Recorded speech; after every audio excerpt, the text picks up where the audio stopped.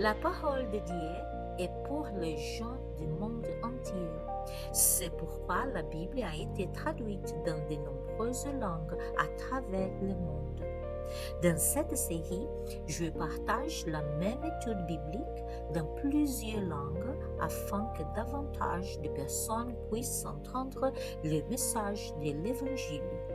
J'ai toujours aimé apprendre les langues et je suis également une chrétienne qui aime la parole de Dieu. Depuis mon enfance, j'aime collectionner des Bibles du monde entier. Je suis brésilien et je vis aux États-Unis et vivre entre les cultures m'a fait aimer écouter les Écritures parler de différentes manières. Cette vidéo est en français, mais vous trouverez également les mêmes messages en portugais, espagnol, anglais et allemand. Maintenant, voyons ensemble les passages d'aujourd'hui. Donc, pour cette première vidéo, j'ai décidé de commencer par l'Évangile de Jean, qui est le 4e livre du Nouveau Testament.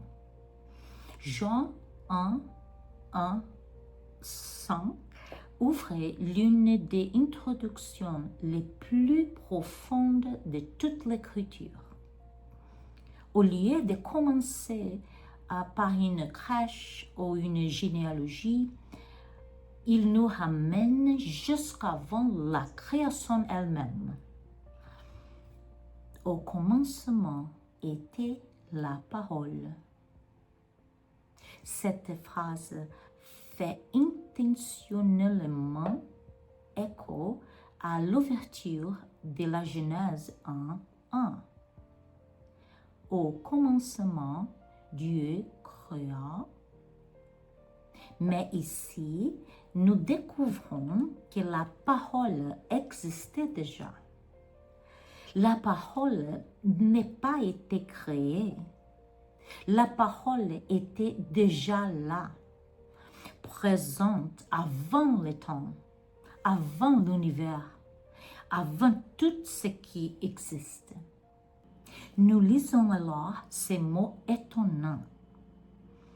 Le Verbe était avec Dieu et le Verbe était Dieu. Cela nous dit deux choses à la fois.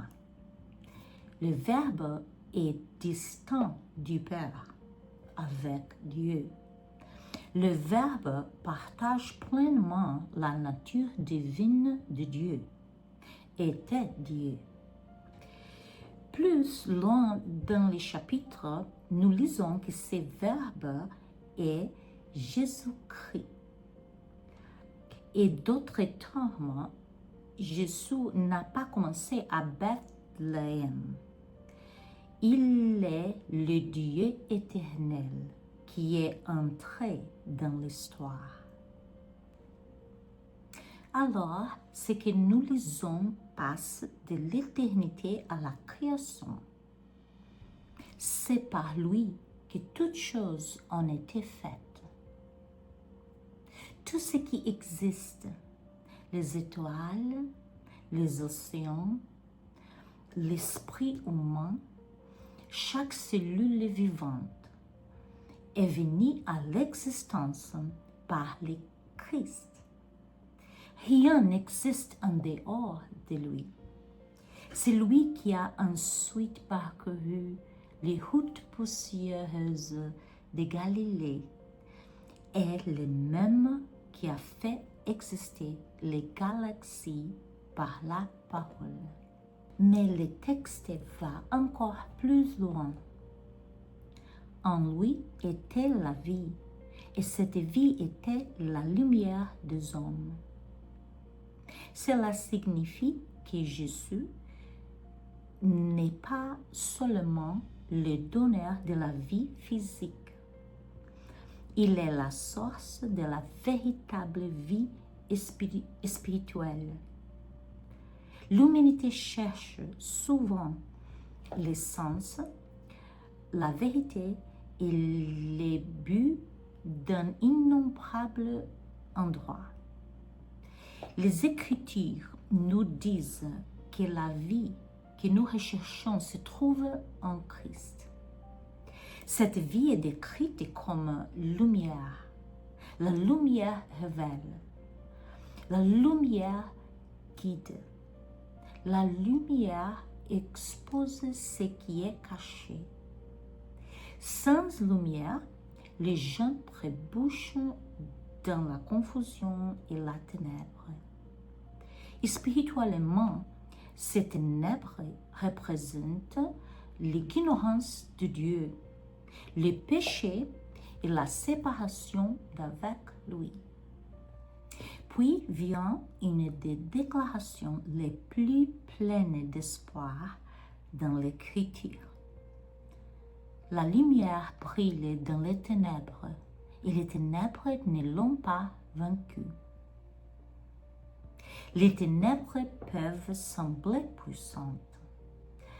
Le mal peut sembler se répandre. Le monde peut paraître chaotique et brisé. Pourtant, voici une affirmation de quelque chose d'inébranlable. Les ténèbres ne peuvent pas vaincre la lumière de Christ. Peu importe l'obscurité profonde du cœur humain, la lumière de Jésus est plus forte. Aucun échec, péché ou désespoir n'est au-delà de sa capacité à triompher. Alors, ces 5 versets révèlent une vérité époustouflante. Jésus est éternel, Jésus est Dieu, Jésus est le créateur de toutes choses, Jésus est la source de la vie, Jésus est la lumière que l'obscurité ne peut vaincre. Et l'invitation cachée dans ces versets est puissante. Si Christ est la lumière du monde, alors la plus grande transformation qu'une personne puisse vivre est de sortir des ténèbres pour entrer dans sa lumière. Lorsque cela se produit, la vie n'est plus guidée par la confusion ou la peur. Elle devient illuminée par celui qui existait avant le commencement et régnera pour toujours. Merci d'avoir regardé cette brève étude biblique en français. Et si vous l'avez apprécié, revenez pour en voir davantage et continuons à apprendre et à grandir ensemble dans la parole de Dieu. Que Dieu vous bénisse.